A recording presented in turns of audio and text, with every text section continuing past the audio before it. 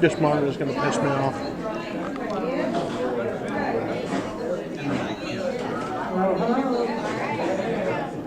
Don't worry, I'm not going to sing. My name is Anne Marie Page, and I am this year's president of the Centerville Neighborhood Action Group. We want to thank you all for coming. Please make yourself comfortable. Put on a name tag to be friendly. Sign in so we know how to reach you if something comes up. And get yourself a little bit of refreshment. All right? Councilor Karen Cirillo is here. We are going to have the Lowell City Neighborhood Subcommittee here tonight. It'll be televised by LTC, and Michael Gary is here. He is our city clerk. All right? Now, our other two councilors, Councilor Vestner and John Leahy, are on their way in traffic. We don't have traffic in Lowell. Do we have traffic? Okay. So, we just want you to give us a few more minutes while they get over the bridge, the famous bridge. So, we want to thank you very much for taking time from your schedule to come here. And tonight's meeting is our pet subject, safety. And we have with us our Superintendent of Police, Kelly Richardson.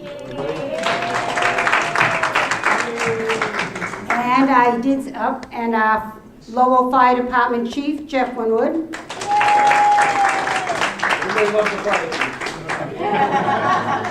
He has that big red truck, that's what it is. And last but not least is Captain Gollner, G-O-L-N-E-R. Our new captain here in Centerville. And take good care of us. Councilor Leahy. I'm in your seat. Don't push your luck yet, John. Okay? And we're just waiting for Vesna. He's on his way. Michael said we can start with our safety subcommittee. Thank you again very much. Hi, good evening, everyone. It's nice to see everyone here this evening. Michael, I would like to call the meeting to order. Chairman Cirillo. Here. Councilor Leahy. Here. Councilor Miller. Two present. Okay, so the goal in this subcommittee meeting is to talk about safety, community safety, resident safety. Not that I want to intrude on the safety subcommittee because that's not the case, or also the zoning subcommittee because that's not the case. Basically, what the goal tonight is to hear stories, learn how we can find better ways to be safe ourselves throughout the community, ways that we can help others. Because lately I've come across people who come up to me and said, well, this situation happened, and I said, well, did you call the police? And she said, no, or they said, no, I didn't feel comfortable. I said, well, that's what they're there for. They are there to help you, and they are your partner in this. They're our partners in the city, and I think that we sometimes forget that as residents and as a community. So that's what this is about. This is about not only just see something, say something, just different ways that we can be safe for ourselves within our community. Thank you. So, did you want to say some more? I think it's the important part. Sorry for being late. Tonight, Bridge Street Bridge, 20 minutes sitting on the bridge. Anyhow, the important for all of us as a council, subcommittee, on neighborhood subcommittee or public safety, is to hear from residents of their issues, concern, because you have that in police chief.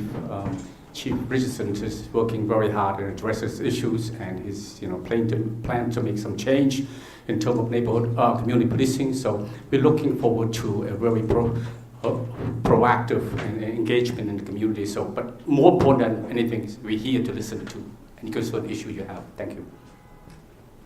And also, I know that at every neighborhood meeting, we have these wonderful Lowell Police Department neighborhood meeting informationals that show different crime types, and so I wanted the police to talk about that also, and to possibly go through the different types of crimes, and so that we can get a clear view, and then talk about how we can better prepare ourselves or contact you in a situation.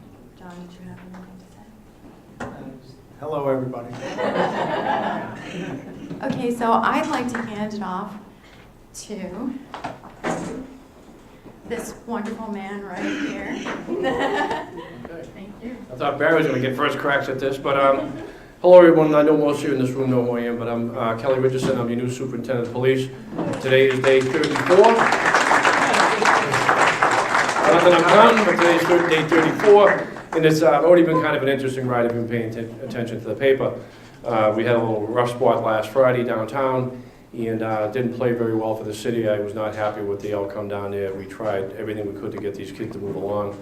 I do have a video, but I don't want to tie the meeting up. I don't know if you've seen any of the things that happened down there, but just the sheer disrespect that these kids showed to the police and to teachers and even the superintendent of schools was something I haven't seen in my 31 years of policing. It got to the point where if you saw the paper today, I actually had to go and speak in front of the editorial board today with the city manager, and basically every cruiser in the city and every foot officer detective ended up downtown trying to quell these kids from fighting and quell a disturbance, and they wouldn't listen. I got to the point where they had to call for mutual aid, and I probably got 31 years on the job. Barry's a couple of years behind me. I don't remember Lowell Police ever have to call for mutual aid for anything, unless it was a planned event or something like the Southeast Asian Waterfest or something large like that. So, to say the least, when you take a job like this and you get up and you make a commitment to build relationships in the city, and make even more relationships, and you have this happen, that's a challenge for me, to try to get in and talk to these kids. We couldn't talk to them yesterday, but at some point I think we need to have a dialogue with them. I know that the high school administration dealt with the kids this morning. They had the class advisory board and the class president go over the loudspeaker this morning at the school and announce what they've done. Superintendent Durkin had met with the kids over the weekend, Saturday, we met Sunday, and the kids were basically going by the social media accounts of what was happening, alleging police brutality. Today when I sat in the editorial board at the Lowell Sun, I couldn't bring them here, but they were showing the pictures of all 11 people arrested. There was not a mark on any one of these kids. If you saw the videos that they posted, they thought it was pretty funny. They were up Friday night, so we pulled a lot of them. Saturday morning, they pull all their social media posts down off of Twitter and Facebook, and they start the allegations that this was racially motivated by us and that we basically assaulted them, which is nowhere near the truth of what happened. I have numerous videos, I have numerous emails from people that were downtown that basically praised the Lowell Police.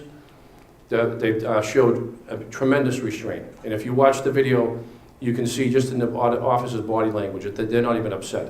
I kind of laughed about it a little bit. I said to Jim Campanini today, it almost looks like they do this every day.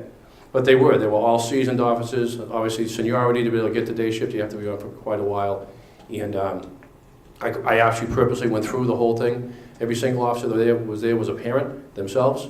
And that's how they kind of treated these kids, but they were spit on, they were sworn at, they were assaulted. There's actually a video on here, and we don't have to see it. It's not even worth watching sometimes, but you can hear the women in the window at the bank talking about how the officers are being spit on, they're being pushed, they're hitting the officers, completely opposite of what they tried to do. But it's the oldest game in the book, right? The best defense is a good offense. So that's what was trying to happen here. But after speaking with District Attorney Marion Ryan last night in my office while the Patriots was on, I didn't want to watch the Patriots anyways. It didn't look too good.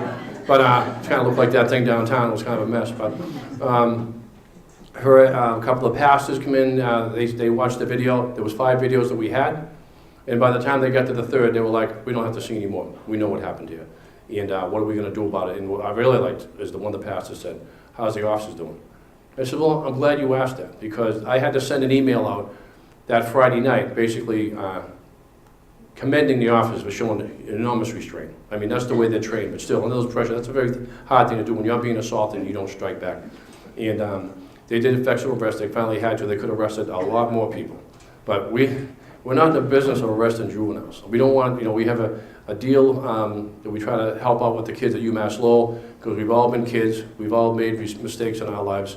We don't want to have someone have a record when they finally get out of college and they're heading down the right path, and all of a sudden this bump comes up, and what happened here? You're arrested for disorderly and Lowell, you're arrested here. But unfortunately, the group yesterday, they kind of tied our hands, but they're juveniles. So we're looking at some restorative justice. I think that they probably need to go downtown and probably meet the people that had to lock themselves in the bank. They need to meet the people, hopefully, that were driving home in the middle of this chaos. And hopefully they'll learn from it. And I'm hoping there are some hardworking parents in this city that are parents of these kids that are very upset tonight. Because if they're not, their lies the problem. So, again, I'm honored to have this job. I'm very humbled by it. I promise to do my best. My father was a police officer here for 40 years, my brothers, and to be able to have this opportunity in the back nine of my career, as I call it, to try to take all the things that I've learned and apply it here in the city, what I think is important, and I think relationships are very important. I think you know me as far as when I worked over here for years in Centerville. That's why I know most of you in this room, from sitting down or stopping in the precinct or whatever. I think that it's important for me that I build on those relationships. I lead by example. I think it's important that the younger officers behind me see that this is what's important. This is what policing is about. And my father talked about this, and it's been 40 years in the Lowell Police Department. He loved the job when he first came on, because that's what the job was about. You know, he was assigned to a route up on Back Central Street. He knew everybody knew him. And believe it or not, when he got in trouble, it was usually the people in the neighborhood, the ones that had his back. So that's really what's going to happen in policing today. This is not Ferguson, this is Lowell, Massachusetts, and what happened yesterday shouldn't have happened. You know, we've had relationships for a long time, and now we're going to find a way to teach these kids the right way to do things.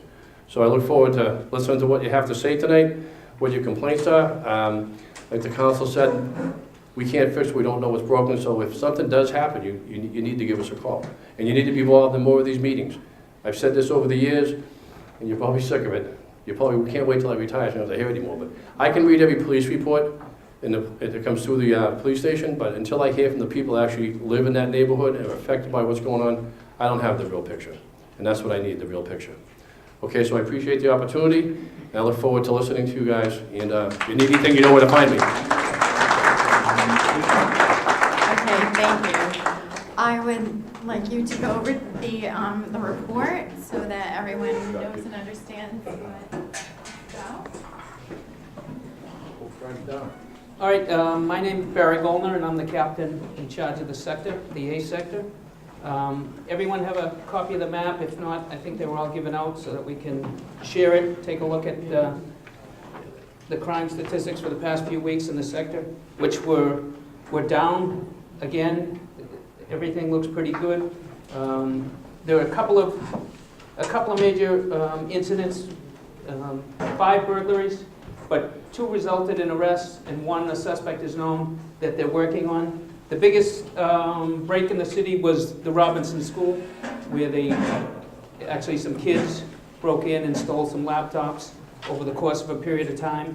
They had a key that they had taken from a janitor, and he never notified the school that he had been missing his key, and they were going in and out of the school taking these iPads. Detectives followed it up, arrests were made, some of the property was recovered, and they're still working on trying to recover some of the other property that might have been sold on eBay and some other sites around the car brakes. Unfortunately, all the cars, the 4 were unlocked. And I know the chief talked about things that we can do, things that we can say. The biggest thing with the car brakes in the city is to lock the doors. For the most part, the kids and the people involved, they're walking the streets at night, they find an unlocked car and they go through it. We could really reduce the amount of car breaks if we lock the doors at night, and that's probably the biggest thing that you can do. Keep the doors locked, lock the doors on the cars. Disorderly was 1 disorderly arrest, minor with some kids fighting. The robbery, which actually isn't going to be, it'll be changed as a robbery. It ended up being a street type of drug, I guess a drug ripoff, where it's going to be classified as a larceny. And detectives followed it up. Suspects are being charged. So that's a good thing. Shoplifting, we've been making some headway in this sector with the shoplifting. There's 6, I think this says 5, but there were 6 incidents. 3 of them resulted in arrest. which is pretty good. The stores are coming on board and calling when they believe a shoplifting is in progress, so we've been able to reduce the actual amount of that we're able to make arrests or not make arrests in. 50%, I guess, is a pretty good number for what we were doing before. You know, a lot of the stores weren't calling until they left the store, and now we're getting the call, and we're making some more arrests and headway in it. You know, unfortunately, a lot of it's attributed to the homeless issues and some of the panhandling, so. Vandalisms, there's no pattern, there's been very few incidents, but keys, a car key, some damage to a car, there's really nothing major that stands out that looks like there's a pattern of kids going around and damaging property. The map, you know, like we said, looks really good over the past 2 weeks. I know we talked about it the previous meeting as well, that it looked good. Crime appears to be down in the area. Major crimes seem to be down over the course of the past 4 weeks. And I know there were some questions and some things that came up over the last meeting that we were able to deal with, and hopefully we made some headway. I know people sent me some email. We had one big question was the trash by the billboards out on 110, and that's they're privately owned, and we've been in contact with a company out of Boston, and they're working on trying to get that trash cleaned up and everything cleaned up around the billboards. And then there was an incident, some problems over on Beaudry Street, which I think we've taken care of, and we've received some good emails and feedback that everything seems to be in order. Any new questions? Hi, my name is Robert Hunt. I live at 48 Florence Avenue in the Highland section, but I'm here tonight representing St. Casimir's Polish National Catholic Church. I'm the chairman over there. Okay. We've had issues with box trucks parking in front of the parish hall on Sundays, all during the week, but on Sundays specifically.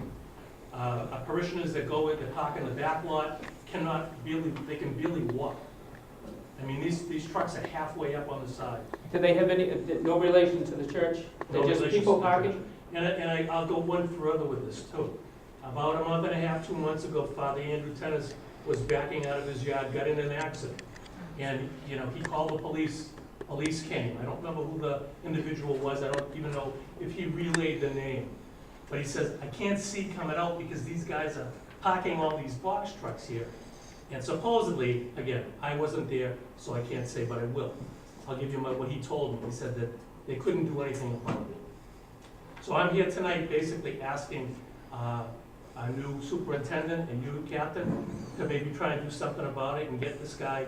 I understand it's difficult in Centerville to be able to park. There's some houses on Lakeview Avenue, they have no parking. So there are several things. And number one, it's private property. So you can post the property, and you post it properly with the signs. And some people even hire a private tow contractor to police their lots. And Let's go here. We try and be a good neighbor. When you do that, you go to war. We've had issues over there. I put up an 8-foot fence over there to keep people out, because in the springtime I'd go there and pick up 15, 20 needles. You know, it's a great place to get high. You know, we see people in the back all the time there. so you know I don't want to go to war with the neighbors. What I want are the laws of the city to be enforced. There's no way you can tell me that a box truck can park halfway up on the sidewalk and halfway up in the street, and that can be legal. well, they can't. They can. If So they're it's not parked- legal to park halfway Well, up if on the sidewalk. If you let me just answer. So if they're parked on the sidewalk, that is illegal. And they can be given a ticket, and they can be towed. If it's totally in the property, the private property of the church, then you could just let me finish. Then you could post it, and you could have the car towed privately, people contract. If it is on the sidewalk and you call the police and you have a problem and nothing is done, or what you're saying, if that did happen, then you call the station back and you ask to speak to the commanding officer and tell him exactly what occurred, and he'll make sure that the car gets towed, the truck gets towed, and the service is rendered. Yeah, just to be clear, it wasn't in the lot itself. It's on the sidewalk. If It's on the sidewalk now. If it's on the sidewalk, then, It's on the sidewalk all the time. so we can go and we'll take a look at that. I'll make sure that someone goes over there. If we have to, if they don't move it, we'll take care of it. Okay, thank you. Sir? Isn't there some kind of an ordinance within the city of Lowell of having commercial vehicles parked in residential areas? There is. And I'm not sure if you're in a residential area, I don't know. I don't know if the church parking lot would be considered the It's same, not but there is parking a, lot, it's a street. there is an ordinance for commercial vehicles, depending on the size of the weight of the vehicle, that they can't be parked on the street overnight. Right. And I'd have to look at the exact specifications for the commercial vehicle to be towed. But there is an ordinance, and they can be ticketed again. That's another option. With all due respect, Captain, in reference to that ordinance, there is an ordinance on the book. CNAG and other groups several years ago had that ordinance created because of the hazard, the safety hazard. Right now, I can take you up to St. Louis Field and show you a semi-tractor with the whole 9 yards. He's been parked there for a year every night. And the patrol car looks the other way. That's the problem. There's a commercial parking lot in this city owned by a Mr. Kazanjian, and they can park there, but they don't want to pay the fee. So they park on the city streets and they park up on the hill. As Bob just said, these box cars, my wife had a call last week. There was one parked right on the corner of Fremont and 6th where you couldn't pull out unless you had a death wish. Nothing was done about it until the call was made. See something, say something is fine, as long as it's a two-way street. And when the patrol car drives by and does nothing, there's something wrong, Captain. And you know what, I used to have a saying, I bet you $1 to a donut. I can't say that anymore because you can't get a donut for $1. So now I say, I give you $10 to a donut. I'll take you there right now. That tractor trailer is parked there. Well, I appreciate, and I will look into that, and tomorrow morning, or when I get out of here tonight, I'll call the main desk and I'll make sure they send someone over to take a look at that truck. And, if you have problems like this, my email, you have my email, just send me an email. I know I've received a bunch since I've come on here in the past 4 weeks, and I've tried to respond to everyone and get immediate service. So if I don't have the answer, I'll find the answer. If I have the answer, then we'll get it done for you right away. We'll send our direct response officers right over and work on the problem. Sometimes with new officers, they may not know, they may not see, but when we tell them, hey, there's a commercial vehicle parked and you need to go into the traffic bureau, get a copy of the ordinance, look it up, and go out there and enforce the ordinance. But we will take care of it. If you call me, if you don't receive the service you think that you should be getting from the regular patrol, you send me an email, call me in the morning, and I'll make sure that we get someone over there and take care of your issue.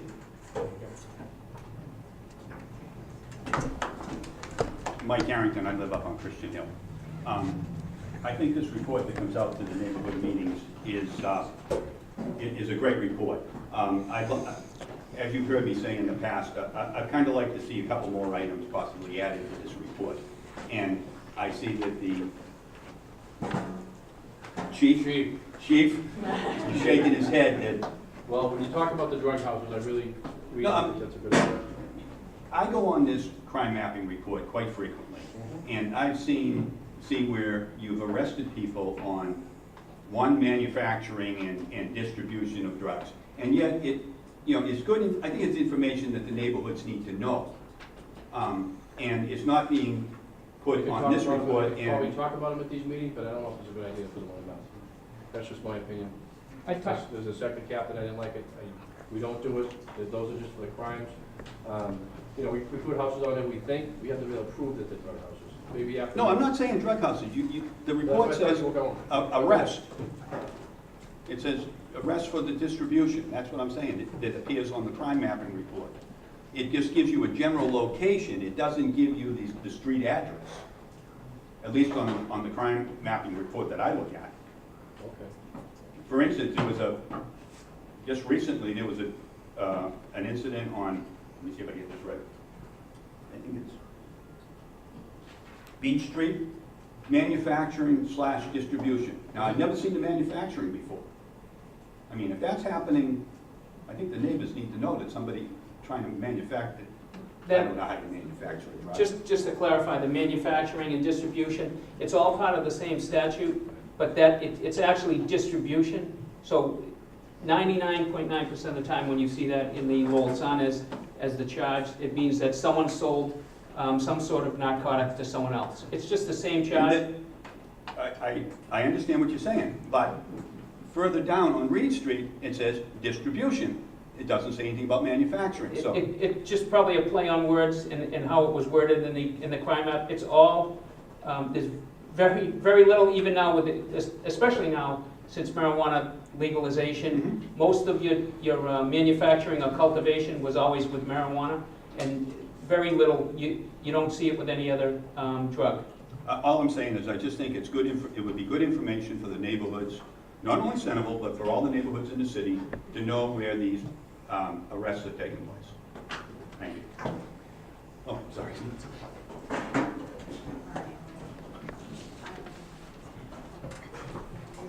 On to the fire department. On to the fire department. Thank you. On to the fire department. Thank you, Counselor. So good evening, everyone. I'm Jeff Winter, and I'm your fire chief, and I just wanted to talk about a few topics tonight. The first one is natural gas leaks and natural gas emergencies. I'm sure everyone's aware of the situation that happened in South Lawrence, Andover, and North Andover over the weekend. And I just want to assure people that we have a different gas distribution system here in the city of Lowell. We use National Grid, and their system has nothing to do with the grid in South Lawrence and Andover and North Andover. They're served by a different company, Columbia Gas. And the problem that happened there, we still don't know exactly what happened, but it's not related to National Grid, and it's not related to any of the pipes or the meters or the services in the city of Lowell. So people don't have to go into panic mode here in the city of Lowell. So what did we do? They were overwhelmed with structure fires, with gas leaks in the city of Lawrence, the towns of Andover and North Andover. So we have an excellent mutual aid system around here. Unlike the police, the Lowell police have plenty of offices in the city, and they don't call for mutual aid very much. But we have a great mutual aid system here in the Merrimack Valley. And we responded on mutual aid down to Lawrence around 5 o'clock on, I think it was Thursday afternoon. We sent Engine 3 and Ladder 3 down. I went down with one of my deputy chiefs and one of my lieutenants. And the guys were busy they were down there for 11 hours responding to fires. They responded to 7 structure fires, big ones, small ones that were shutting off gas meters. They worked extremely hard, along with all the other mutual aid companies in the area. And everyone, it was nice to see everyone come together. The police were down there, the EMTs were down there. They had to shut the electricity off in the entire South Lawrence neighborhood. They obviously shut the gas off. It was a dangerous situation. There were structure fires everywhere. But all the responders came together. It was amazing that there was only 1 death. Unfortunately, there were 25 injuries, and there were many, many people that lost their homes, all their belongings.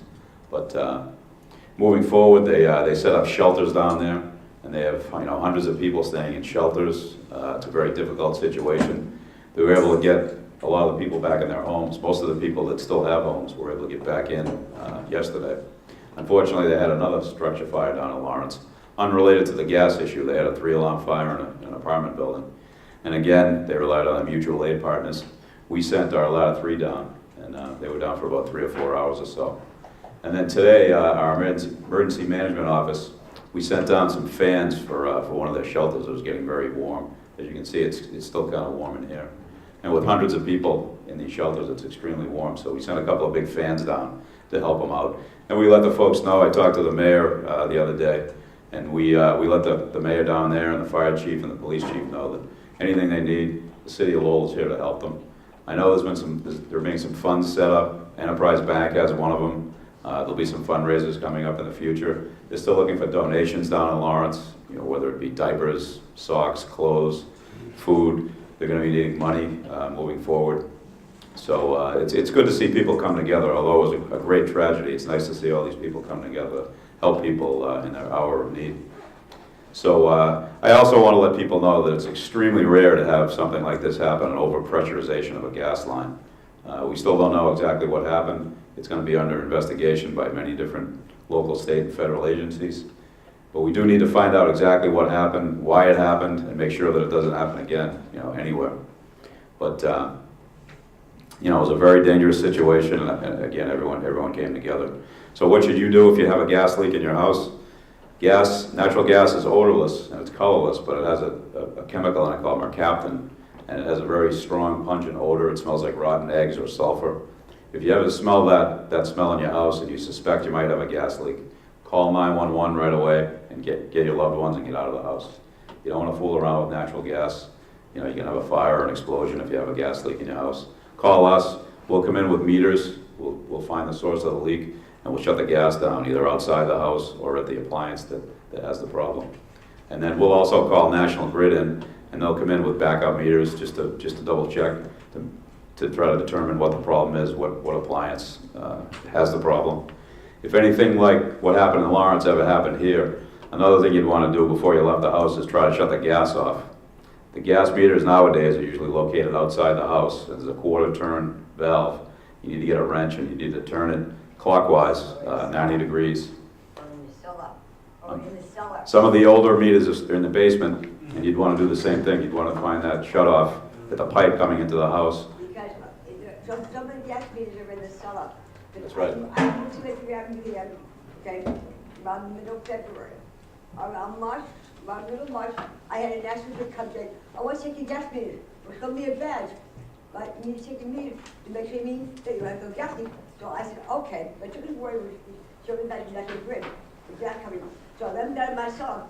And I went down there with him, he took a scope, he checked the meters to make sure that there was no gas. He said, your gas is fine. So my gas is from the street to my cellar. So we did check both the meter from in the cellar, coming back, I was okay. Oh, that's good. I was safe.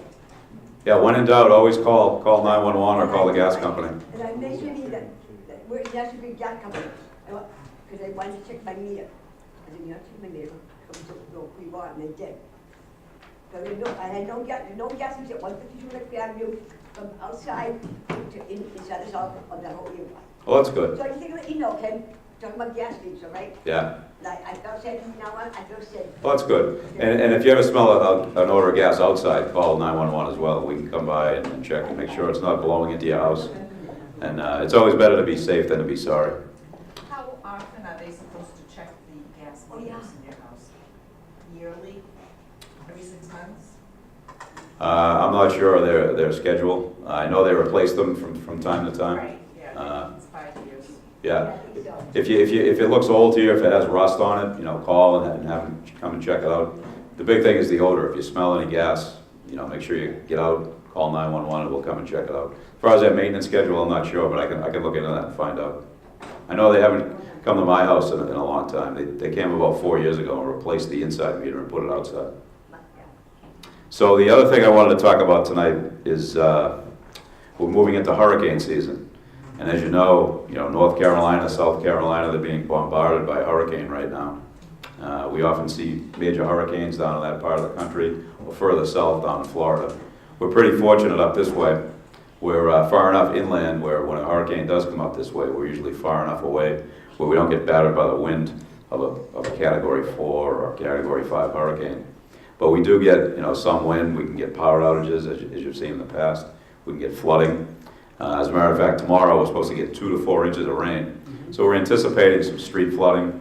Some of the low-lying areas in the city might get some water in the basement, some street flooding. The river is pretty low right now. We're not anticipating the river overflowing its banks, so we're in pretty good shape there.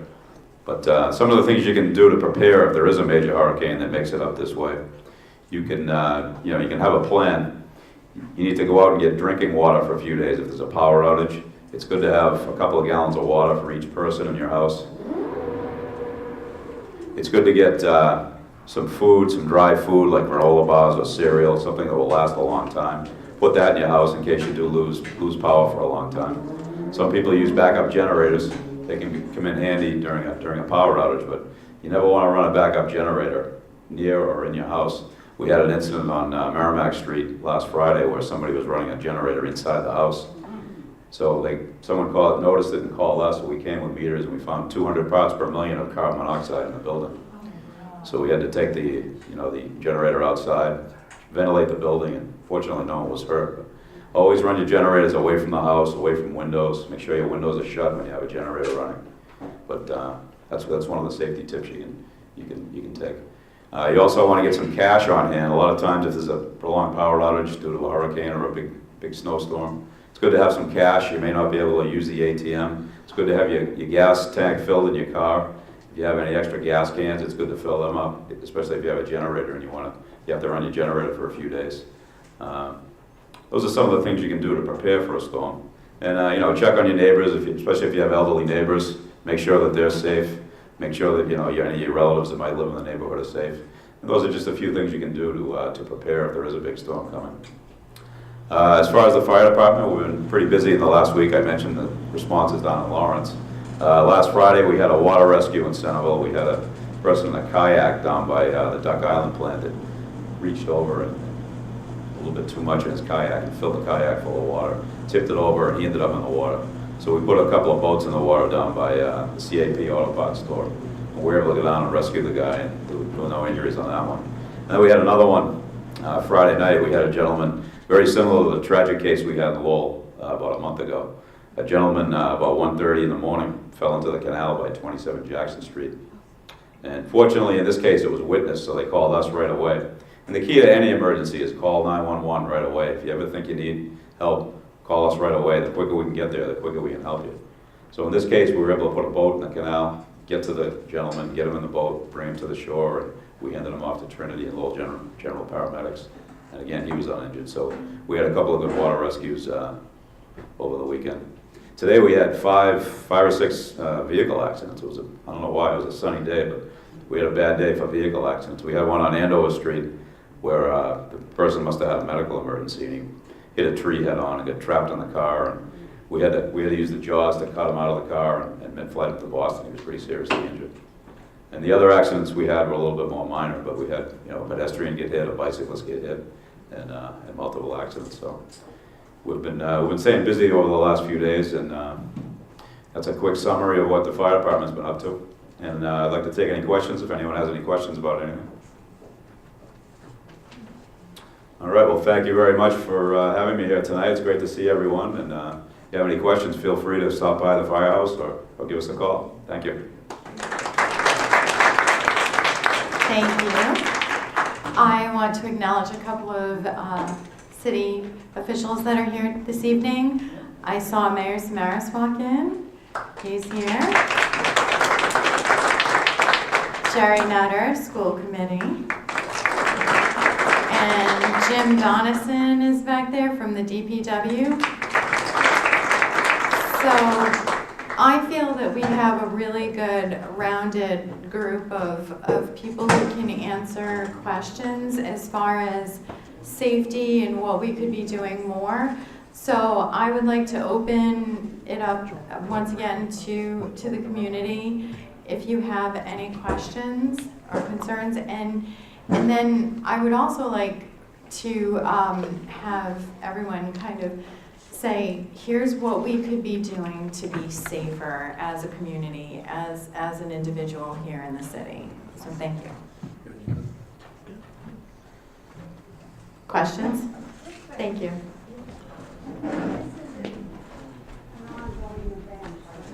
Over here in front of us, we have mattresses that multiply like rabbits, and they keep showing up leaning on a building.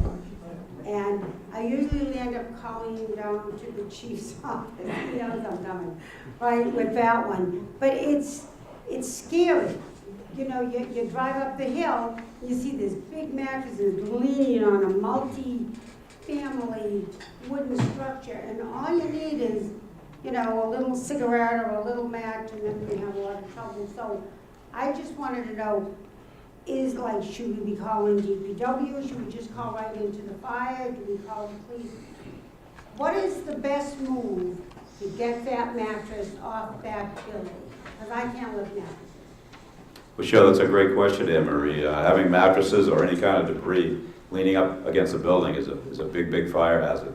We see a lot of them, especially when people are moving out of apartments. They leave the mattresses up against the building, or they'll leave furniture up against the building. Very dangerous. Some kids can come by, light it on fire. So the proper department to call is the health inspector. But you can always call my office or the fire prevention office as well.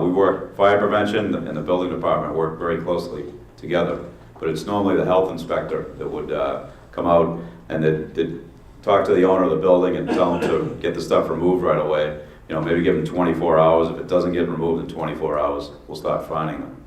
Well, we take it very seriously. We have 7 inspectors in our fire prevention office, and we work very closely, like I said, with the health inspectors, the building inspectors. And we find this a lot. We find, debris inside and outside houses, up against houses, very dangerous. We ask people not to do it, and when they do, we'll come and enforce the laws on them. Thank you, Chief. You're welcome, Anne Marie. Thank you. Yeah. I'm Heather Doss. I live on Christian Hill, and I have a concern about safety for kids walking to school in the morning. I walk my dog along Beacon Street, and there's no school zone. No, the sidewalks are in mediocre condition, but they're there. My concern is more about how fast the cars are driving, particularly between 18th Street and 10th Street. There's only one stop sign in between there at Beacon and Methuen, and people just fly through there, particularly in the mornings. There may be other neighborhood and parts of Centerville where there's similar problems, but there's no speed bumps, there's no flashing lights saying it's a school zone, there's no patrol cars there to tell people to slow down. There's little children that walk to school. There's also little children that walk to St. Michael's going the other direction. And the traffic on Bridge Street in the morning, or Beacon Street in the morning just flies. Yeah, when I was a captain over here, Mike and I talked about that. Mike brought it up also, that Beacon Street ends up being a cut-through. A lot of people don't want to come down Bridge Street, even after they widen that intersection, which I don't live over here, and I don't get to spend as much time over here as I used to when I worked here, but before I left, I thought it was working pretty good. I don't know what you guys are seeing, but the issue in the morning is we have a lot of responsibilities that we have to deal with at the end of the late night shift, which is probably like 7:30, 8:30 in the morning. As far as going down to different parts of the state to pick up juveniles that were arrested overnight and brought back to Lowell to be arraigned in Lowell Juvenile Court. So there's a constant draw on resources for us. We end up covering a lot of school traffic posts in the morning because fortunately we're trying to get the rate of pay for those school crossing guards increased, and we've kind of hit a wall with that a little bit, but that's one of the things that I plan on working together with some people in the city and try to get that increase to generate some interest. Because what happens, we'll hire someone and then I don't even know the money. It's like there's not even worth them getting out of bed, I guess. And they're all older people, retired most of them, and when the weather's not good. And so that's been a challenge for us for years. I mean, we spend basically an hour up at the St. Jean Dock on University Ave in the morning and takes one of the cruises out of the game. So that's a car we could be using up on Beacon Street. But we do have equipment offices that we can augment, and obviously I'll put this on, and Captain Golden could do it too, we'll put this on our step detail, and that's basically traffic cars that are assigned to crash locations or speeding locations or any locations that residents feel that there's a need for police presence. And so I think if we spend some time up there, we put that on that list. And usually what happens every time we send them up there, it doesn't happen. It's like when you need a haircut, you don't need a haircut today, you go get one. But we will definitely put that on the list, and I think that's a serious problem. I think you should be able to walk with your kids up there on the hill, in God's country as they call it. But unfortunately, Is there an effort to get speed bumps or anything? I don't know how that would work as far as the plowing. I don't know how that would work. We're just gonna get up there and start giving some people some citations. I think they're gonna get on Beacon Street at 50 miles an hour so they can avoid Bridge Street. We just have to start hitting it. We can put the signboard up there. I know Michael's a big fan of the signboard, sometimes the speed board. We could put that up there. Maybe by the, I don't know if the school would be the best place. You don't think so? No, radar gun is the only thing that works. What works? Radar gun. Yeah. There used to be, Kelly, a school zone that, thank The you. 20-mile-an-hour zone? Yeah, there was a 20-mile-an-hour zone flashing light that started right on Beacon Street at the driveway and down to the other driveway on like 17th Street area.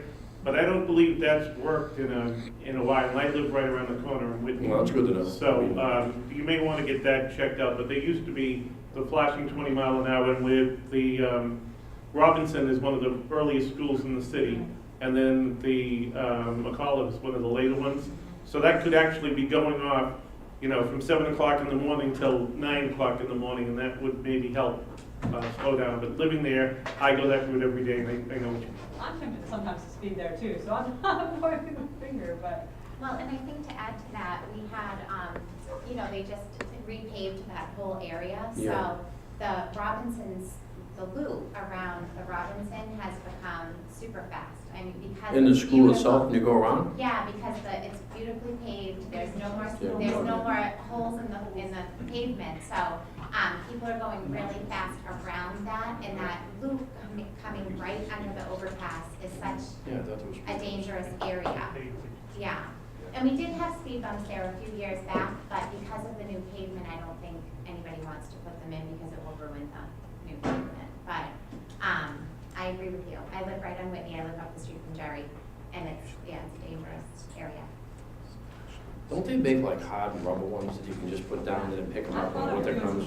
That's Yeah, probably what we they should put in the school. The other problem we had was during the winter when they paved in there, they used to get ripped up and then they'd rip up the road, so they haven't put any back in there. Okay, so what about if we try to ID who they are with the teachers that are up there, they're out there in the morning when the kids coming in, they can find out who they are and maybe have the school resource officer contact them, say if you're gonna be dropping your kid off in the morning, you're gonna drive like that, don't bother coming, put your kid on the bus. Not so bad in the morning, it's more after school when the schools are out, Oh, okay. when people are cutting through for games or, things like that. When there's school, there's parking on both sides of the road. You So can't it's kind of tight, okay. Kinda All right, tight. I get the picture now. I think That that's field like- up there, that Gates Field up there is heavily used after school for soccer and lacrosse and so forth. And I don't know what the rules are, whether or not you want to, when you get these signs up and going, that may be almost an all-day affair of having that speed limit down to 20 Put some miles an signs hour up, in front 15 of miles that. an hour while they're in the driveway or something like that. Well, We at can look least at that. 50. Yeah, 15. Well, and I think there's two things. I think having police presence in the morning, even just for like a week or two, like you said, if you're up there, it tends to stop the activity from happening. On So Beacon. Yeah, We're back on Beacon, yeah, okay. to Beacon, or even June Street, that area where it comes into the Robinson Loop.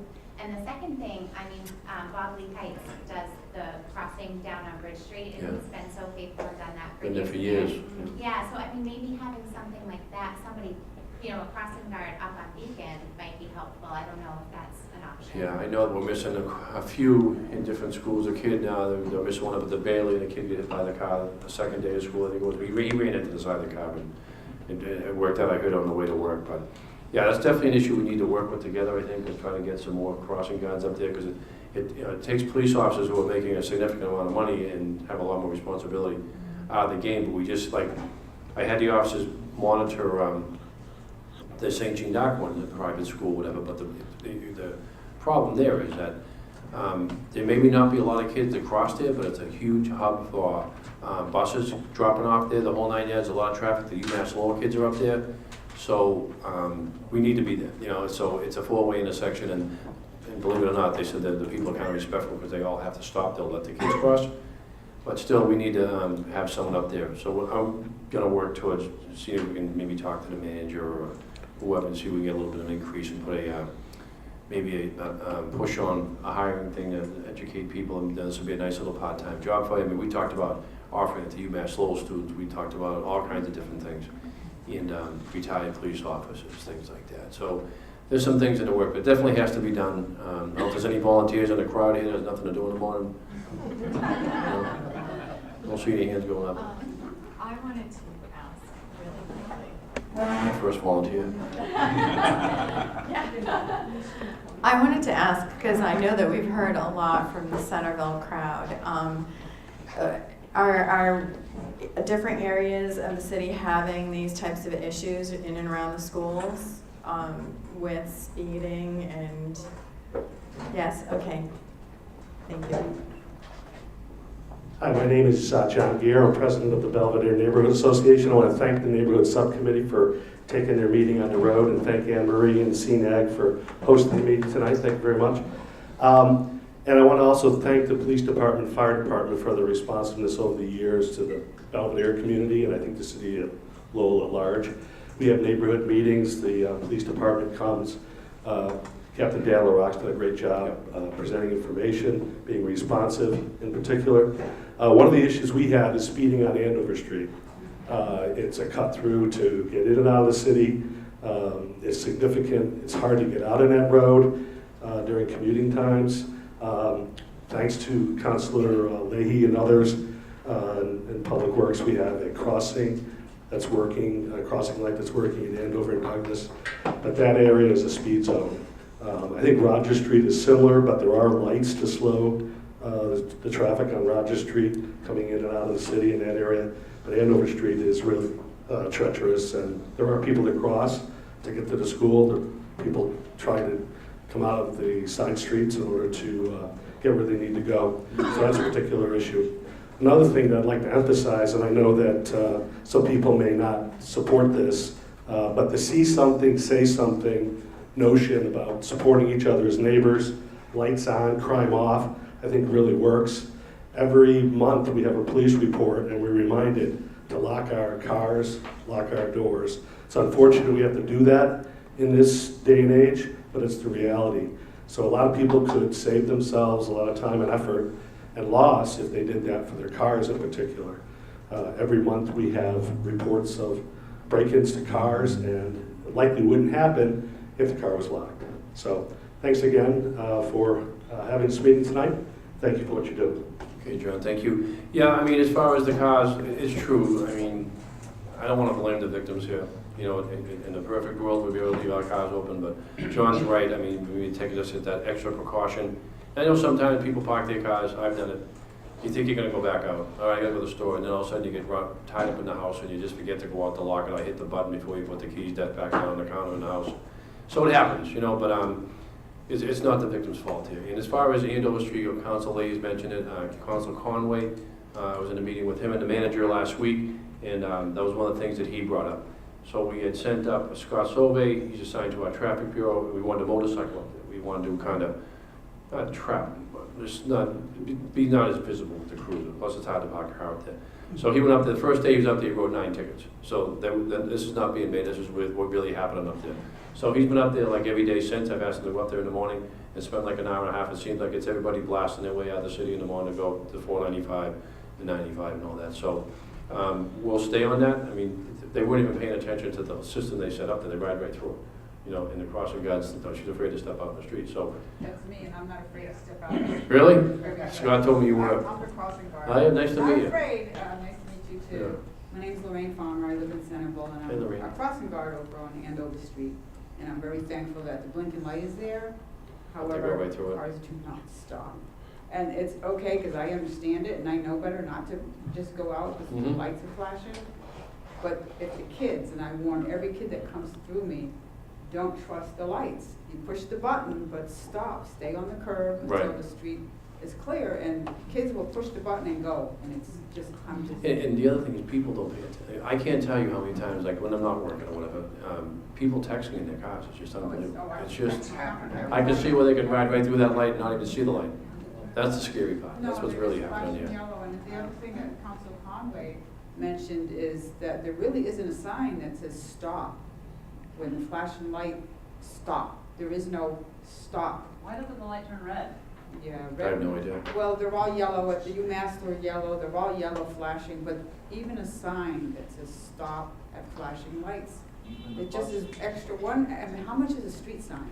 Mike's sign up in Tingsboro can pop one out for $10 for you in the city of Lowell that says stop. Who can do that? Mike's, Yeah. where you get your signs, the city, Oh. I mean, I'm not the only one, but I don't know about the cost. But, yeah, the flashing lights are a year in the making, painful year in the making, but now they're here. They're actually more dangerous for the kids, because they push the button thinking, I'm good, and they're not. They're not good. No. Well, I appreciate you letting them know that they have to hold up. I personally dodge cars like bullets on my 33. You're not afraid? No, but I would be. what are you gonna do? Not cross the kids? No, I mean, but, You're yeah. also paying attention. Yeah. People are crossing and not paying. Right. The kids don't pay attention, And they they just don't run. pay attention, and neither are the drivers. Right, and that's a recipe for disaster. Okay, well, and Scott's been up there in the morning? Not when I've been there. Oh, really? What time do you go there? 6:45 to 7:30, and 2 to 3. So he must go after me. Must be after that, yeah.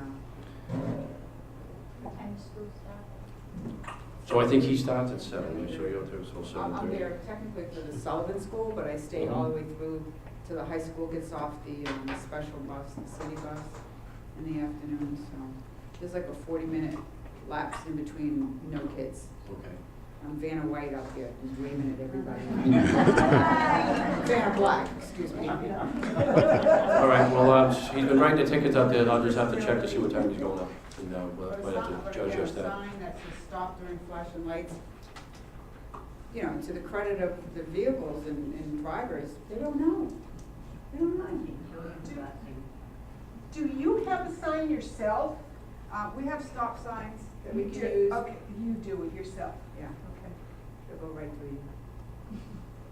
You're I'm awesome. surprised you don't have flashing red lights. They know, you know, when I'm wired, or we don't have a walkie-talkie to say, back up, or anything like that. We'll get you one. Oh, I asked for a fake one even a fake one would be a deterrent to drivers. They don't know it's not hooked up.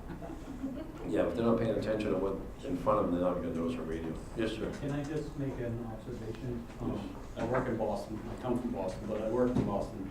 And they gave the school crossing guards actual vests that said police on the back, and it stopped a lot of people from going through it. That would Because they think that they're being backed up. I know it's not 100% true, but it would slow people down, I think. If But they then you thought it also was take a bullet in our backs. that could happen too, That's why yeah. the police department don't want to put Yeah. police on at all.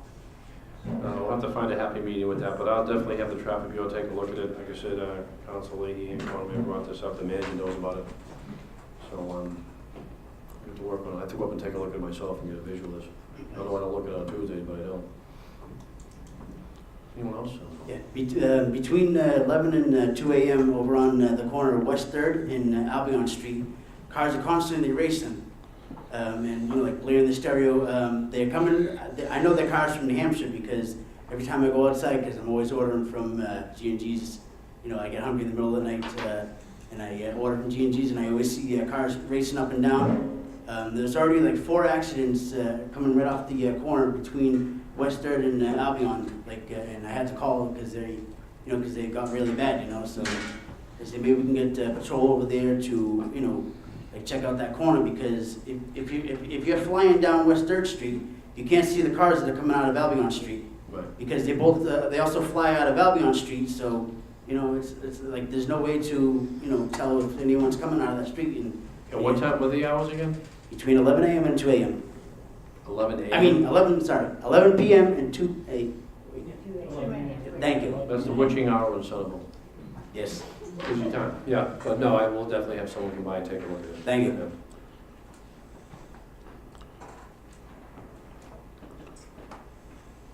Thank you. Are there any other roads that in different areas of Lowell that are of concern to any of you? Thank you. I don't need, I'm very loud, I used to teach, so. Okay, thank you. No, the only thing I want to do is thank you. It's for the camera. Thank you, Pat. I want to thank the Lowell Police Department for what they're doing in light of this, and. It's for the camera, Oh. camera.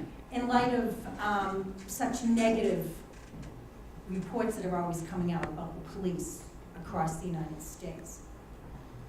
The police have been present downtown today, because I worked this morning, and there were 2 practically at every corner, keeping the kids organized and getting them to school and getting the traffic through. So I do want to thank them for doing that, because it's just not an easy job.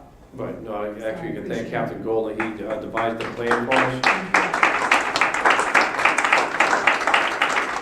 It's a little disturbing, you know, when all of us have worked this long, these many years, going back to Ed Davis when he was here back in the early 90s, and we hired that extra 100 police officers, and we get back into the neighborhoods, Somerville being the first one.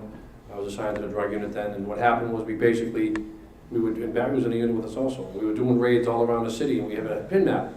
And basically, the pin map would show where we did all the raids in one neighborhood. And then a month later, the pins would be here. Then a month later, the pins would be there. Basically, what we were doing is we're chasing the drug dealers all around the city, Lower Somerville, Lower Belvedere, and Barry saw the whole thing. And that's when Clint became president. He had the crime bill, passed the crime bill, and we hired 100 extra police officers.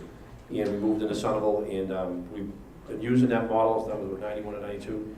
Using that model ever since. And we've built relationships. I got to know all of you, most of you personally, and that's very important. So when you have a problem, you know you can stop me. And when I said in the paper that I want to take that to the next level, what I meant was I want and I'm surprised there's not some here tonight, but we gotta start getting some of these younger officers to come to these meetings. I want everybody to know who they are, so when you see them on the street, you can talk to them and say, hey, you know what, some good Pat Casey's over here. Some real good people that work over here. Naja Pease, got some good officers. So I think it's important that everybody knows, and like they know me, like the council Noonan asked me, how are you gonna make sure that everybody else knows all the officers' first names like they know yours? Well, my first name's a little bit unique, but people don't forget it, but it's actually my middle name, but no one knew my name was Raymond until I became chief. I think half my relatives. Raymond? Yeah, so it's kind of a long story. My mother wanted to name me Kelly, and my father wanted to name me Raymond, and we saw who won that battle. My mother, from Somerville, by the way. My mother was from Somerville on 18th Street, so another one for Somerville. But yeah, I appreciate that. It was very disturbing to see that and have those allegations launched against us. We worked so hard to build the trust of people. I mean, if you know, when you look at the pillars of policing, the 6 pillars of policing, when I was asked during my deputy superintendent's interview, and I was asked by Chief Fallon from Somerville PD, what's the most important thing out of those 6 points? And I said, trust. Because if you don't have trust, I don't care what you have. You don't have the trust between the police and the community, you have nothing. You have nothing. I don't care what you do, what kind of money you spend, how many cops you have. If you don't trust us, we're not going to get anywhere because you're not going to talk to us. You're not going to tell us what's going on, and we can't fix it. We don't know what's going on. So that's why I'm a little disturbed at these kids, but they are kids. I think that they're basing their judgments off globally. They're judging us by other police departments in the country. That not that we're perfect. We've made our mistakes. We probably will make mistakes. We are human. But what I saw those officers do down there Friday, I was proud of them. I'm glad I wasn't there. Because one of the first things I wanted to do, I laughed about it, was my first reaction was to go down there. You know, my friends, my people were in trouble down there, and I wanted to go. And I still remember the day that I got sworn in as chief. We had a young man, good guy, Jimmy Cervantes, who does the stick man around Lowell, you know. He made one for me when I became chief. And he had a medical issue in City Hall. And all of a sudden he was diabetic. He didn't know where he was, and all of a sudden a bunch of officers trying to get him gingerly into a room. They ended up pushing him into the manager's room. I don't know if any of you guys saw that. And I instinctively went to go get involved because I know Jimmy. And I figured maybe he'd know me. He didn't know the other guys like Dennis and Kevin Sullivan. And so not that he would have recognized me in his condition. And maybe Davis grabbed me by the arm because he didn't know what was going on. He didn't know if the guy was getting arrested or whatever, but just your instinct sometimes. So yeah, it was. See, I mean, the officers were upset, you know, and like I told you, I sent that email out and congratulated for the div and you know, the restraint they use, you know, being spit on them like that, and these kids talking to these officers and the teachers. And it's just a core group of people in the school. It's not the whole, it's not reflective of the whole school. There's some good kids over there. These particular kids, for whatever reason, just, they like the, I don't know if it's the attention. I mean, if you saw all the videos they posted, they made a mockery of the whole thing. They posted them all over social media. I mean, the violence that they used on each other down there, kicking each other in the head. It was people I don't know, and I've been around a long time. Yes? Was it gang related? No, it wasn't gang related, and I said it was all over a girl. 2 people fighting. The loser of that fight gets his friend to beat up the winner of the other fight, and it just escalated from there as the days went on. But then the social media aspect of it, they all want to film it, and yeah, and they post it, and they think it's funny, and they challenging the police on video, hoping they would do something out of hand.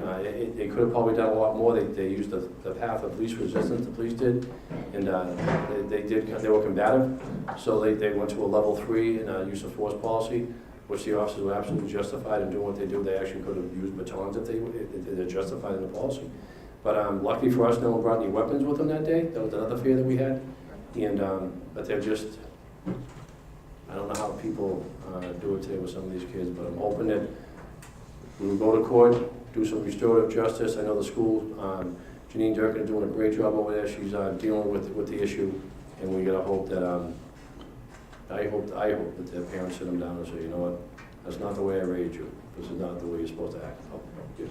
Were all the kids from Lowell, or were there any from surrounding areas? No, they were all from Lowell, and not all were Lowell High School students. I think 5 or 6 were Lowell High School students. One was a former student. I don't know how he ended up down there. I think it's because maybe the social media part of it. And so we move on and we try to do the right thing, but we can't let it affect our relationships. And I hope that even, like I said, the pastors come in, and Gordon and Dwight, and they were not happy. They saw they know some of the kids' parents, and Dwight, who was over at the school this morning with Sergeant Peasley, walking around talking to the kids. He's going to talk to the parents, and I think it's just a culture now. Like they said, even that when this happened, I had Sergeant Peasley come in my office afterwards, and he looked a little rattled. He's got a pretty good relationship with these kids. They wouldn't listen to him. And he says, I don't know what it is, but this year these kids, just even the way they talk to the teachers, never mind the police, it's like, it's tough. And it's not all of them. It's just that group. It's a group of kids that defiant. You know, they see this stuff on TV. We hate the police, and the police never did anything to them. So, Todd. Yes. Is there anything that we, as the citizens of Lowell, can do? Any thoughts of what we can do as like individual citizens of Lowell to support you and the police department in this type of an effort? Like, can we be proactive in some way? Well, I mean, obviously coming out, this amount of people coming out to talk to us is, shows your commitment to what we try to do here every day. And I think that you've already probably done your part. You do your part every day. Yeah, it's just as, you know, it is different, different age groups see things differently. They want to be defiant. I don't know how we address that. That can only be addressed at home. It can't be addressed in the school. It shouldn't have to be addressed on the street in public. Well, people's, you know, you see, I don't want to show you the videos, but it's just, I've watched it 4 or 5 times today, and the level of disrespect that they show. After the police plead with them, they go home, just go home. I mean, because people, these kids think that the police want to arrest their way out of everything. They really don't. They're like, you know what, they'd rather just say, you know what, just move on. Because now when you arrest someone, now you're writing reports, you're doing this. Then after all that happens, the big thing was, and you could just feel the climate inside the organization, goes, all right, so there I was, just doing my job, didn't hurt anybody, and now they're going to try to spin this back on me and make me look like I did something. And there was officers of color in that group of people. Asian officers were there, women officers were there, and the things they were saying to them were like, and these are seasoned cops, so I can see why we're having a hard time hiring police officers. And that's really what's come down to now. What I've seen first thing being the superintendent is that we're 9 people down. Now we have 14 in the academy. And over the last 2 years, the numbers of kids that apply for the job, like Boston usually gets probably 3,500 applicants. Last year they get 1,200. Because kids see this. And, you know, they might have gone to school for criminal justice and say, why would I deal with this? And it's disturbing because here it is happening to a police department that does nothing but respect its community, has a relationship with its community. And these kids are going to try to turn all our work around and make it look like we're someone else. We're like, yeah, it's, and they don't know the effect that they have. Because they're just poisoning other people, other kids around them. They don't know who we are. You know what? And so we're going to try to find out who they are. You know, one of the first things I noticed when I became the chief, the other thing was that I wanted to look into how we were treating the kids in the neighborhoods as far as if we were being fair. You know, I mean, we do these FI cards and we go into neighborhoods, and it was a big push to do FI cards. And basically we're trying to identify, and under the policy, it's used to identify people of criminal intent.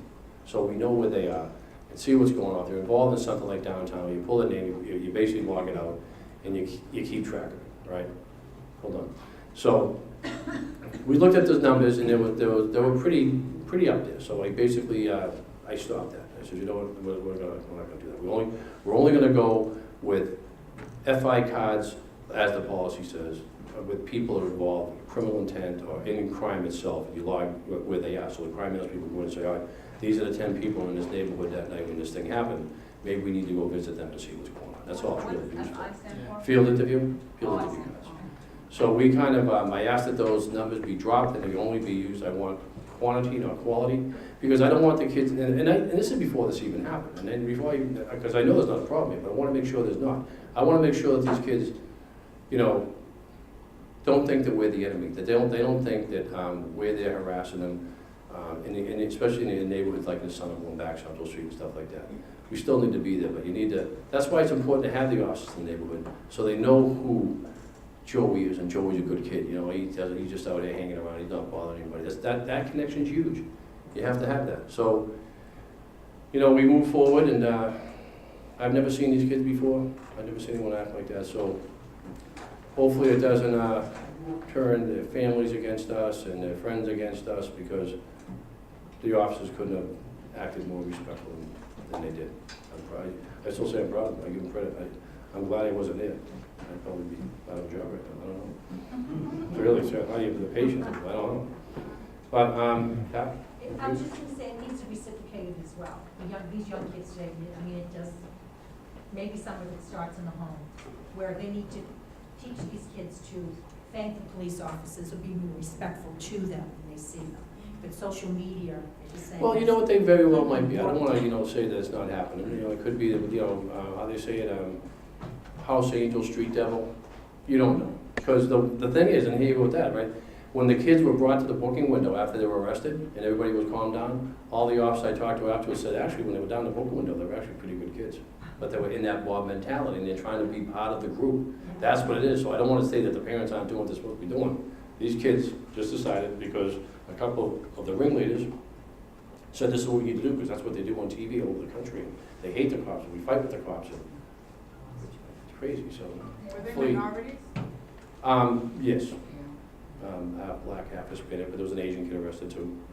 There was a couple of white kids in the group, didn't get arrested.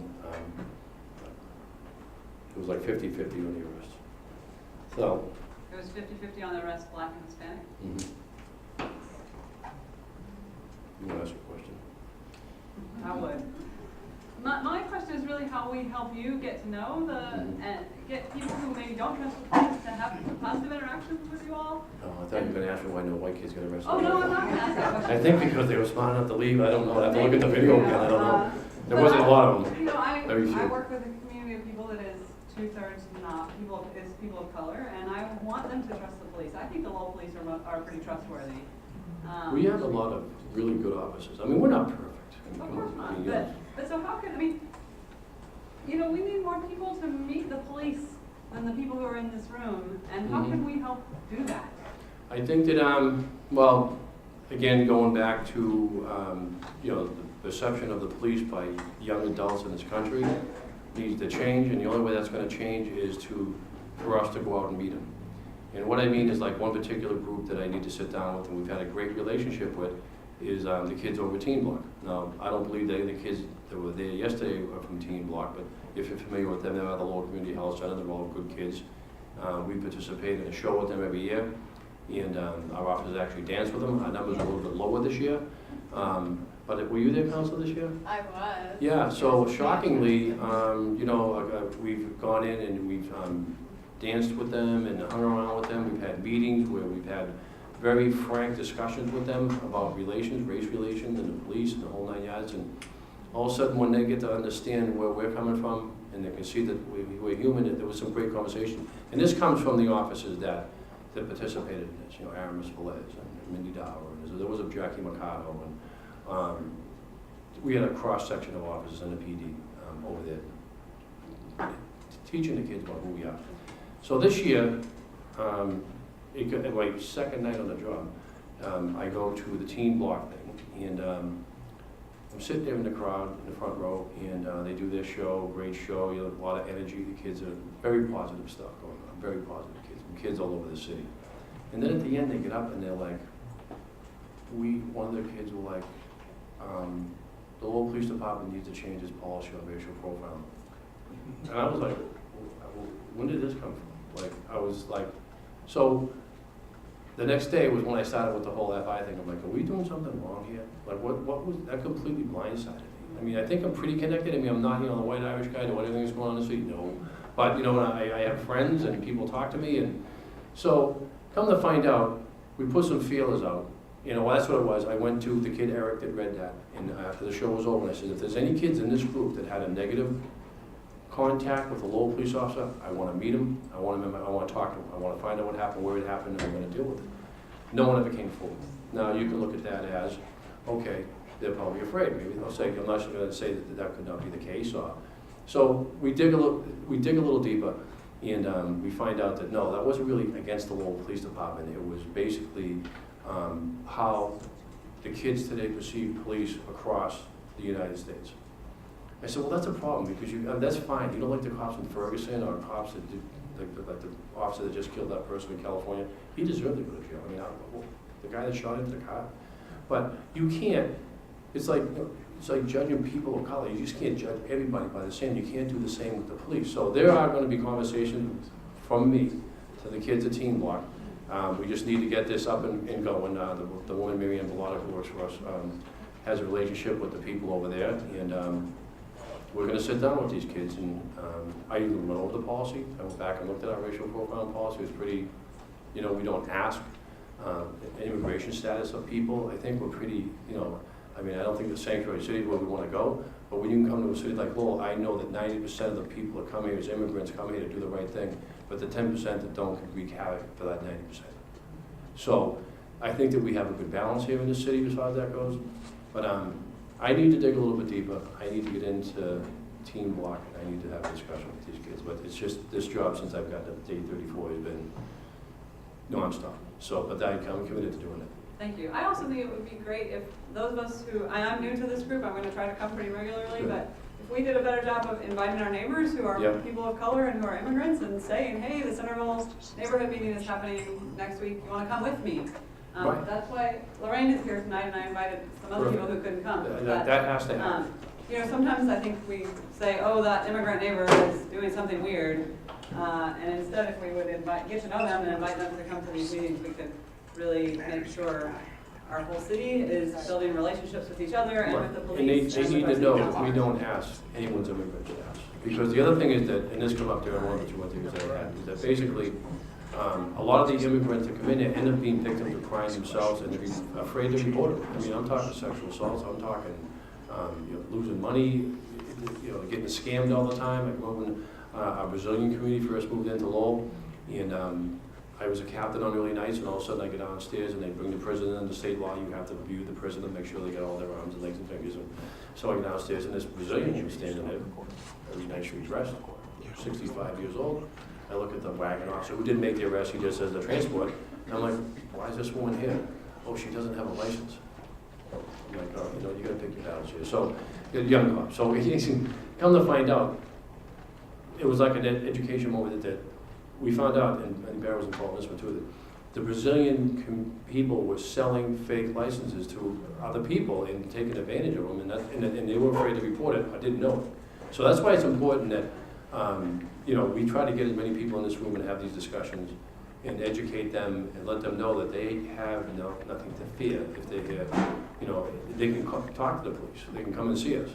So that's why I say that, we're not perfect, but the conversations have to continue all the time. They have to keep going. It's a different group of people. It's different things, different challenges and things like that. And I think that with the kids, and I don't want to get on, I'm talking too much here, but the kids are just basing this off what they see on TV with other PDs, and that's not the Lowell PD, and that's not the city of Lowell. So hopefully someone will be able to drill that into their head over juvenile court, and then if we do the restorative justice thing and get them involved in downtown, and like I said, meeting with the people that their actions affected. I mean, we don't expect it, but we're the police, and sometimes we end up in bad situations. But people riding down Merrimack Street after picking up their kids in school shouldn't have people bouncing over their hood and listen to the language that was being used while probably their kids were in the car, young adults, young kids. It's just not a good representative of their race, the city, the high school itself, because they're not like that, And we'll hopefully work through this and make it better for everybody. Right. Yes. I have a question. Does the police department have the power or right to remove from the internet those kind of videos that they were putting out, or? I don't think so. They took them down themselves. That's why I say, I'm not saying the parents are wrong here, because I think that the parents were probably the ones that you posted this, because they all came down at the same time. And all the kids do it. It's just not these kids. Because stuff the kids put on social media today is crazy. It's I feel that one of the key and most important things that you said was respect and having a relationship with the community. And I feel that this is very important that we have this televised so that it's not just the people here in this audience tonight who hear that. It's so important for the people who will be watching this from home saying, oh, well, that might be a revelation to many people that the police and fire are our partners in this, and that we need to trust them and we need to go to them when we have an issue. It's so important, and they're so very good and open to speaking with us and to helping us. And I thank you for that, because it makes me feel comfortable with the job that you are doing, and making me feel comfortable with having you as a partner. So I just wanted to, it is getting late, and I wanted to wrap up with a few ways that we can continue discussing this with our community, with our neighbors, with our friends, certain things that we feel that you feel that we could be doing different or better, so that the community does feel comfortable coming to you with issues, or locking our car doors, and just making sure that there are ways that we are being safer in the community. So that's to all of you. Thank you. Can I? Oh, yeah. Oh, sure, absolutely. George, here you go. And say, we need to have a meeting. And I've always been willing, I've always been there for him, standing by his side, because I think that it resonates with me that being a police officer, he tries to be a friend. It's not about the arrest, it's about avoiding the arrest.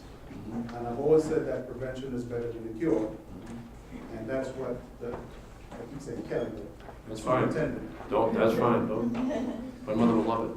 Oh, well, I won't tell people that you and I are twins, right? All right. Kind of hoping they would figure it out, But, I mean, my daughters on Halloween would go into the precinct when he's captured. He knows who they are, even when they're hiding underneath the mask. Yep. But this is the type of relationship that I believe that this community is. We just need to spread this to the city.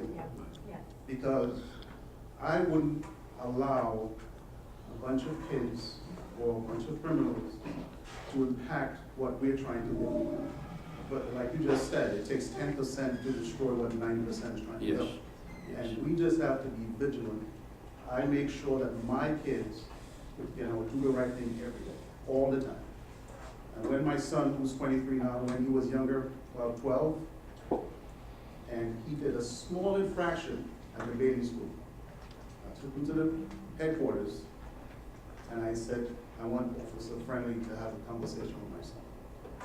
I don't expect all parents to do the same thing, but inaction is no action. It's no answer. And I believe that as a leader, that Superintendent Richardson will be doing that. Thank you. No pressure.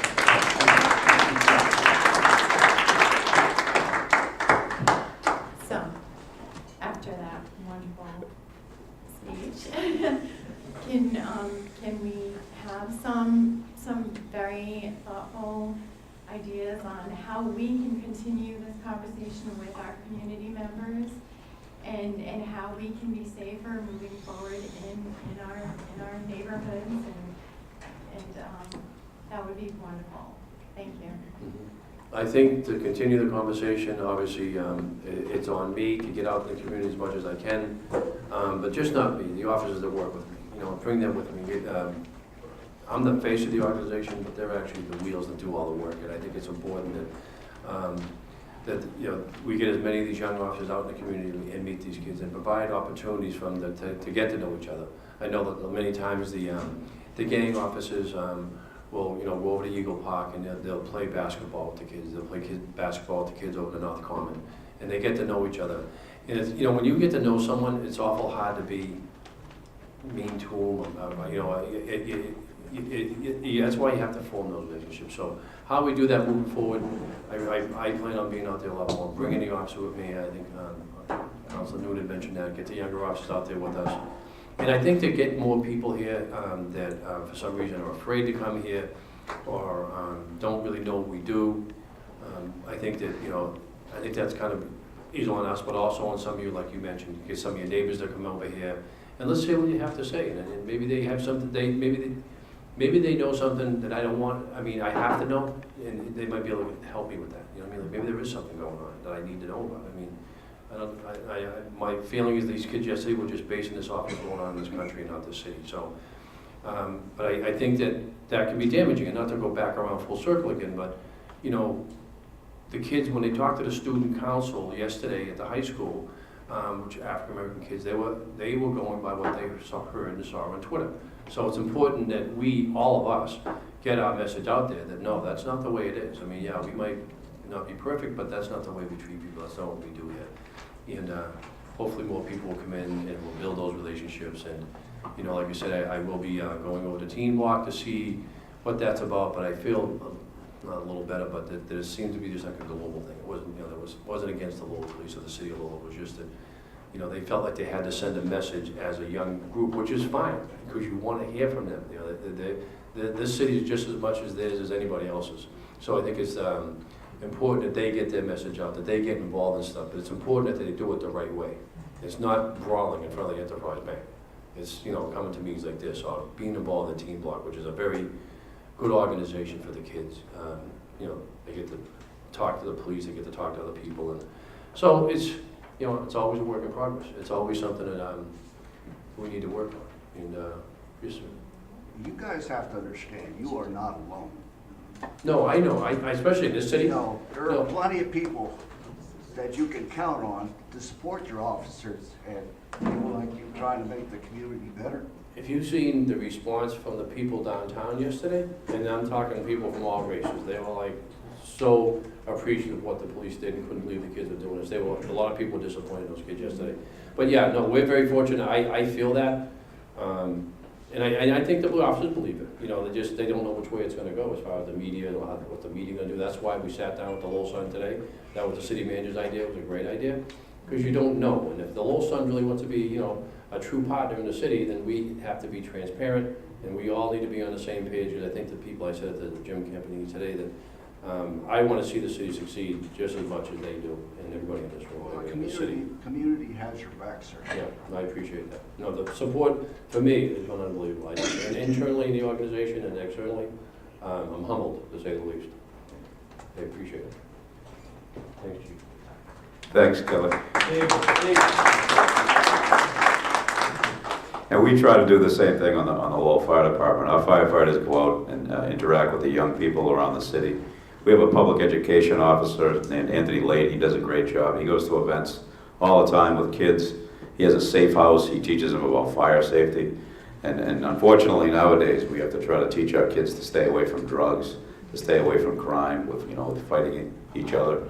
And sometimes they might listen to a person in uniform, to a firefighter, to tell them, the perils of illegal drugs and the big opiate crisis that we have going on in this community, as well as every community across the nation. So sometimes they're not going to listen to their parent. They might not listen to their teacher. But we try to set a good example. We try to be good role models. We go out. We'll send fire companies out to the schools, out to some of the faith-based events on the weekends around the city. And we try to interact with the kids and teach them a little bit about safety and a little bit about how to stay away from illegal drugs and other illegal activity. And I think we make a difference. I think I think the kids respect most of the firefighters, and we work together with the police department quite a bit. And I think the whole community needs to come together, be a good role model, set a good example, and to try to teach our kids to do the right thing.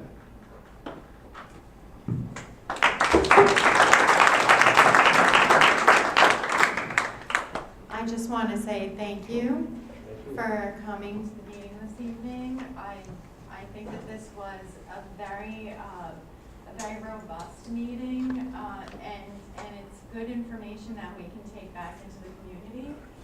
And I'm so glad that this evening has been televised so that the whole city of Lowell and the community of Lowell can also hear about this meeting. When will this be broadcasted and what channel? 99 on Comcast. What's that, when? We don't have it scheduled yet, but it would also be on ltc.org, so you can watch it anytime on the website. Channel 8? Channel 99. I'm looking for it. Councilor Cirillo, before we wrap up, I just, on behalf of CNAG, wanted to introduce and welcome our new principal at the Robinson School, Bridget Dowling, is here tonight. So we just wanted to thank you for coming.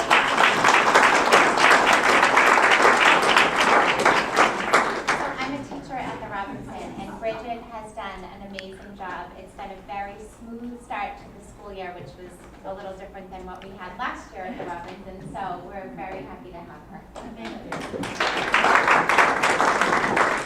Bridget, next time there's kids at school with computers, do me a favor, don't chase them out the door, just call us. Right, that was pretty impressed with that, that was pretty good. I'm calling this subcommittee meeting. Oh, yes. Not yet. Thank you. I just wanted to say thank you for everybody for coming out. A lot of good conversation tonight. Thanks to Superintendent of Police and Fire and Captain Gold coming out. And again, you know, if you have issues, like you said, at the school with the lights, call the school committee. They'll get the electricians up there immediately to turn the lights on. If we have speeding, we're talking about speeding around the school. I mean, we can put speed bumps down. They put those wide speed bumps down like they have in Tewksbury. You know, just tell us and we'll do it. It's not a big issue. They're wide speed bumps as wide as this table. You can plow over them. I mean, it's not rocket science. And again, if we all come together to support each other, support the police, you know, we're going to have that much of a better community to live in. So I just wanted to throw that out there. Thank you. Councilor, you're all set. Okay, I'm calling the meeting to adjourn. Seconded. Karen. Okay, thank you. Karen's mayor. Yes. Oh. No, I just wanted to, I really wanted to thank Chief Richardson, Chief Winwood, and the Superintendent Kelly Richardson Here you are. for what they did in Lawrence. I mean, you have to know, the one thing is, they reacted immediately to the needs in Lawrence, okay? It wasn't a request of the mayor or a request of the city manager, but they did their job right away to give aid and comfort in Lawrence as soon as they could. And I did receive a thank you from Mayor Rivera regarding their efforts. And we've asked Mayor Rivera if there's any other work that's needed, we'll be there to support them. But regarding this high school issue, I just want to say, over the weekend, on Saturdays with the city manager and other people, a meeting led by Superintendent Richardson. On Sunday last night, we were with leaders in the black community, the district attorney, talking about the high school. But in all of those meetings, Kelly was prepared to deal with the situation of the high school. But he was a calming influence. He knew what he had to do, and he did it. And you know, when you ask what can you do, I mean, the meetings, the subcommittee meeting is important, but what's happening here is what the police chief needs and what the fire chief needs, the support of the community. And by these neighborhood groups doing what you're doing tonight, and the involvement you've had tonight, and the comments you've made tonight, that word's gonna spread out. But that's another thing, when you ask what do you have to do, I think you have to go away from this meeting and talk to at least 5 or 6 of your neighbors or friends and tell them what happened tonight, what you thought happened, and what, you know, type of information you got. The more we talk about it in such positive ways, it's going to be the help that they truly need and deserve. But thank you for your efforts and the efforts of the subcommittee. I mean, this is what it's all about. This is making the system work. Thank you. I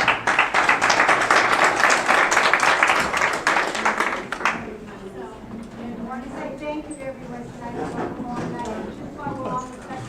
How are we doing, Bill? Let me think. National Coffee with a Cough Day, Wednesday,